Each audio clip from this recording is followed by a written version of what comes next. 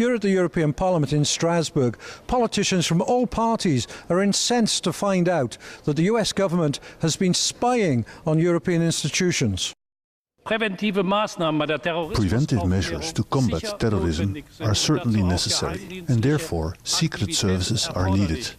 But I do not have the impression that inside the EU institutions a terrorist attack could be planned, and therefore I consider the facts unacceptable. Absolut unacceptable.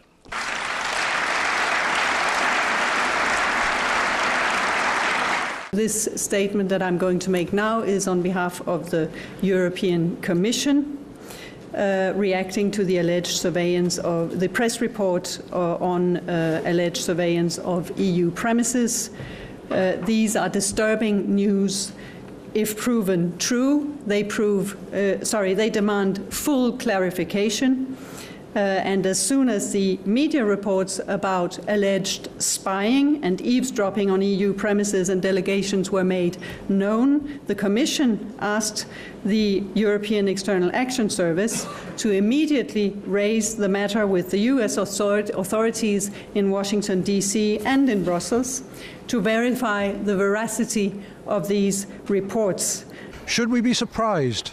We shouldn't be surprised. The technology exists. We know that governments spy on each other. It's not surprising that it's happening. But I do think we have to ask ourselves the questions on whose authority and for what purposes. Will this damage relations between the EU and the US? I hope not. In particular, we need to secure a trade and investment partnership which will help both sides with a return to economic growth. But I think inevitably the breach of trust involved in something like this will have an impact. What about PRISM, the surveillance of European citizens?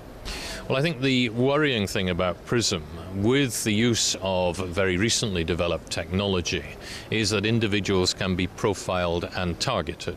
I have no difficulty with the use of such technologies in the fight against internationally organized crime and terrorism, but I do think we should insist on proper parliamentary oversight and control. And there is a feeling that the spooks have got out of control. We wouldn't have found out about this without Snowden. What about him? How can we protect Mr. Snowden? Because he's a very courageous whistleblower, and right now he is in the middle of nowhere, so he is still probably in the airport of Moscow, waiting that somebody beside Mr. Putin is offering him a safe place to stay. Snowden, by his informations, was protecting European values and European rights. He showed to us that Americans are breaking international law, so we are obliged to help Mr. Snowden. Politicians here at the European Parliament in Strasbourg are saying that this is a breakdown in trust between the US and Europe, and if not repaired, could damage the forthcoming transatlantic trade negotiations. This is Colin Stevens for JN1 at the European Parliament in Strasbourg.